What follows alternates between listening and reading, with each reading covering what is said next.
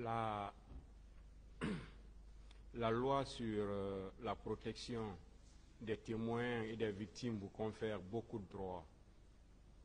Parmi ces droits, vous pouvez même demander à ce que vous soyez entendu en dehors du public et tant d'autres. Donc sur ce, est-ce que vous souhaitez être entendu publiquement? Bien sûr.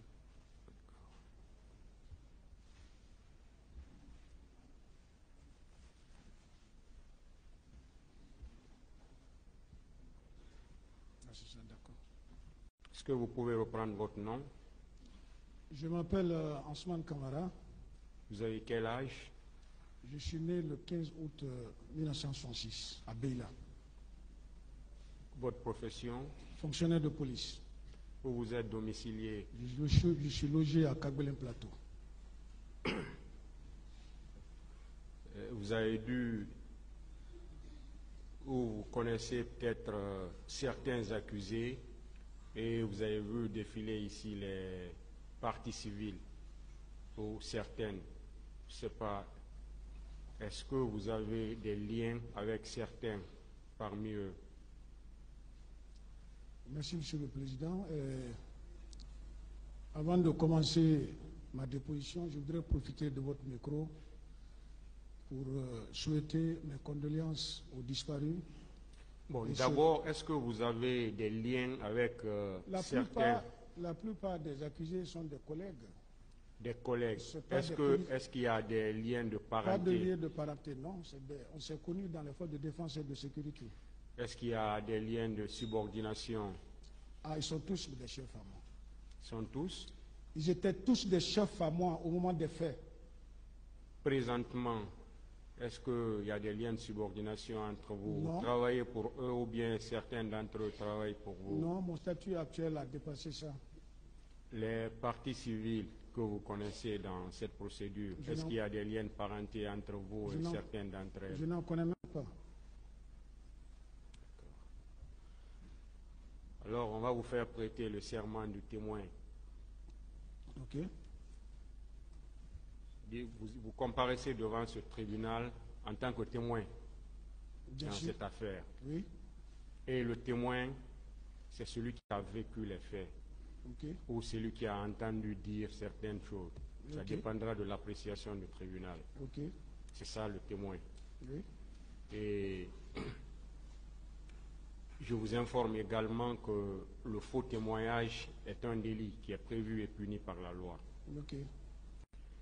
Alors sur ce, vous allez prêter serment sans crainte et ni haine de dire toute la vérité dans cette affaire et rien que la vérité. Sur ce, vous allez lever votre main droite et dire « je le jure ». Je le jure. Le tribunal prend acte de votre prestation de serment. Vous allez dire alors au tribunal tout ce que vous savez dans cette affaire. Bien. Merci, Monsieur le Président. Comme je disais à l'entame, je voudrais profiter de ce micro dans un premier temps pour souhaiter mes condoléances aux personnes disparues et souhaiter prompt rétablissement à ceux qui sont blessés le jour du 28 septembre et les jours suivants. Pour revenir aux faits, au moment des faits, j'étais le commandant de la CMIS numéro 1 Cameroun, qui était la seule compagnie d'intervention dans le cadre du maintien d'ordre de la police nationale. À la veille du 28 septembre, j'ai été appelé par le directeur général de la police nationale, en ce moment à la personne du commissaire divisionnaire Valentin Abba, qui m'a instruit dans un premier temps de consigner tous les hommes à la base sur instruction d'une réunion qu'ils avaient tenue à l'état-major général des armées, ce qui fut fait.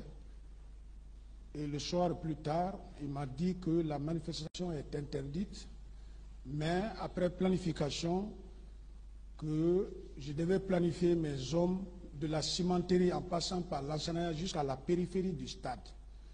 La périphérie du stade, les points qui m'ont été indiqués, c'était la Fondis, c'était, comment on appelle, l'Andrea Port, c'était, comment on appelle, la station Oasis et à la Pharma Guinée. Et que l'esplanade du stade l'intérieur du stade, la porte du stade devait être gérée par la gendarmerie, le groupement de la gendarmerie qui avait pour base à l'enceinte de la mairie de Dixine. Donc la police n'avait rien à voir avec les installations du stade, voire même l'esplanade du stade. Donc, et il m'a été ordonné de planifier les gens très tôt. Donc à 4 heures, on a fait la mise en place. Sur mes instructions, les chefs de section ont fait la mise en place. Et vers 5h30, moi je suis sorti pour contrôler l'effectivité de la présence des hommes au poste indiqué. Je suis resté dans cette tournée. Dans les bandes de 9h, je devais être du côté de Koza. J'ai été appelé par le directeur général pour me dire: commandant, tu es où? Je dis: ah, je suis en train de contrôler, je suis en haute banlieue. Il dit: ah, laisse tout, viens. Selon les renseignements, il paraîtrait qu'il y a des petits regroupements qui sont en train de se faire au stade. Viens constater. J'ai foncé, je suis venu. Effectivement, il y avait des petits regroupements, mais il n'y avait pas assez de monde. Je lui ai rendu compte. Il a dit: non, ça ne se doit pas, disperser les. Sans effort, on a parlé aux gens, ils ont quitté. On est allé, on a poussé le dispositif jusqu'à la Oasis, à la station Oasis. Entre-temps, ce que je vous dis là, je suis arrivé là-bas à 9h. Entre-temps, pendant qu'on était là-bas, derrière moi, j'ai entendu la population qui était en train d'applaudir. C'était l'arrivée du ministre Kebro, qui était venu pour sensibiliser. Puisque dans la transition, c'était l'un des officiers, l'un des membres du gouvernement qui était populaire, que la population appréciait beaucoup. Et il était venu dans le cadre de sensibiliser. Ils l'ont applaudi. Il y avait assez de monde. Le ministre ne pouvait même plus tenir à terre. Il fallait monter sur notre véhicule blindé pour s'adresser à la population, certainement pour leur rendre compte que la manifestation était interdite et que le lendemain, le président avait dit que ça pouvait se tenir. Mais dans ça, je crois, les gens, ça les a permis, ils étaient regroupés un peu partout. Le temps pour le ministre de leur expliquer les contours, ils se sont regroupés, la foule est venue nombreuse, elle était devenue compacte. Et quand c'est comme ça, dans ça, quand ils ont compris que vraiment ils ont récupéré le terrain, certains ont commencé à lancer les cailloux. Un ministre d'État, vous savez, le régime passé, le ministre Kebro était l'un des ministres vraiment les plus importants. Pour sa sécurité, le ministre était en insécurité, pour sa sécurité, sa protection, la descendue du camion blindé pour le protéger, et la foule a été dispersée jusqu'au niveau de l'échangeur. On a mis un dispositif là pour stopper. Pendant que moi j'étais à la station, à la pharmacie Manigé, c'est mon adjoint qui m'appelle, le dispositif qui était du côté de la Fondis. Il m'appelle et dit: ah, mon commandant, je suis face à la crème de l'opposition. Il y a le président Dalin, le président Sidia, Fall et tout le monde. Ah, je dis: ah, pourquoi? Il dit: ah, conduite à tenir. Je dis: non, stop-les. Heureusement, comme le ministre est sur le terrain, il n'y a pas de personne mieux placée à s'adresser à eux que lui. Je suis venu informer le ministre. Il est venu vers eux. Le temps pour le ministre de discuter avec eux, pour leur demander pour que la manifestation ne se tienne pas, la population a démonté le dispositif qui était derrière du côté de Dixine. Il y avait un autre côté, il y avait un autre groupe du côté de Pharma Guinée. Ils se sont retrouvés sur l'esplanade. Elle était tellement compacte qu'ils sont venus nous trouver. Et le ministre Kebro, le dispositif de la police, les escadrons mobiles qui étaient là, on a tous fui, on est venu attendre à Donka, en face du camp Kamaen. Parce que vous n'êtes pas sans savoir, en matière de maintien d'ordre, quand la foule est compacte, même si vous avez les moyens de la dégager, il faut replier, parce qu'en exerçant la force, les plus forts vont piétiner les plus faibles, ça peut amener des dégâts, des blessures, voire même des morts.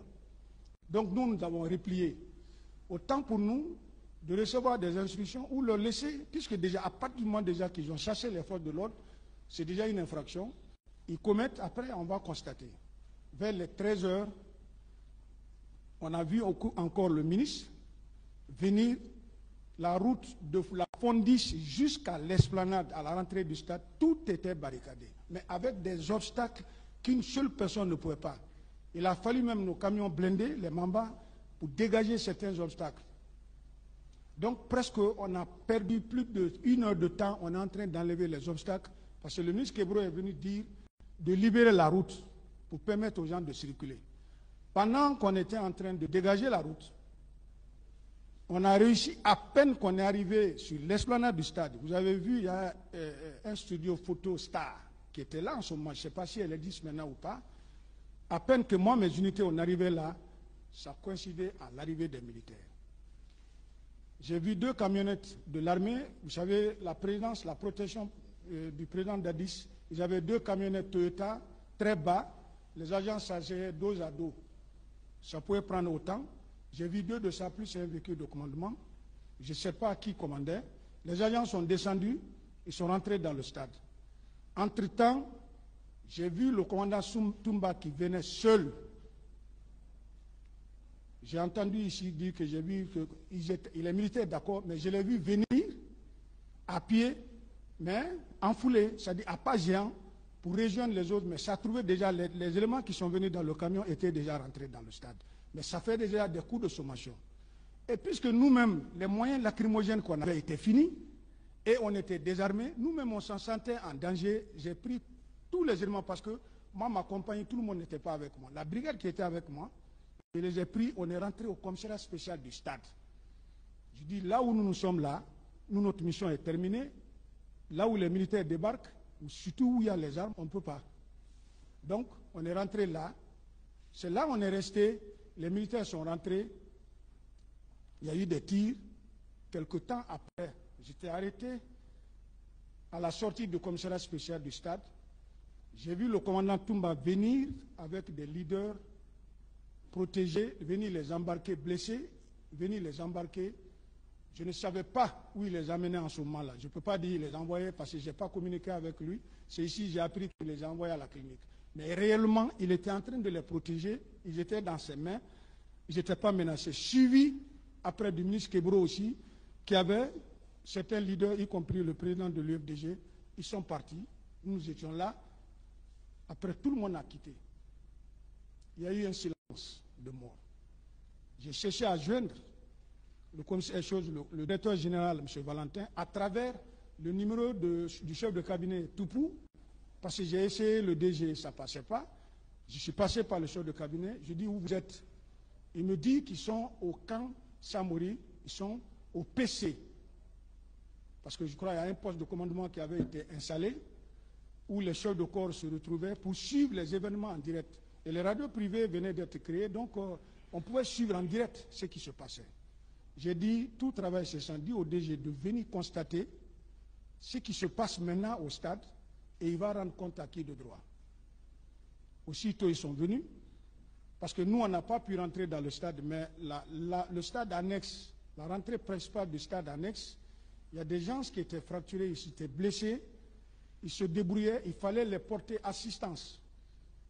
C'est ainsi, la Croix-Rouge est venue, ils avaient commencé à ramasser, le DG est venu, on les a accompagnés, ils ont constaté les faits, on est rentré dans le stade, c'est là-bas, moi-même j'ai vu des blessés, j'ai vu certains morts de mes yeux, et nous sommes sortis, ils sont partis. Mais nous, nos dispositifs, on n'a pas démonté en haute banlieue.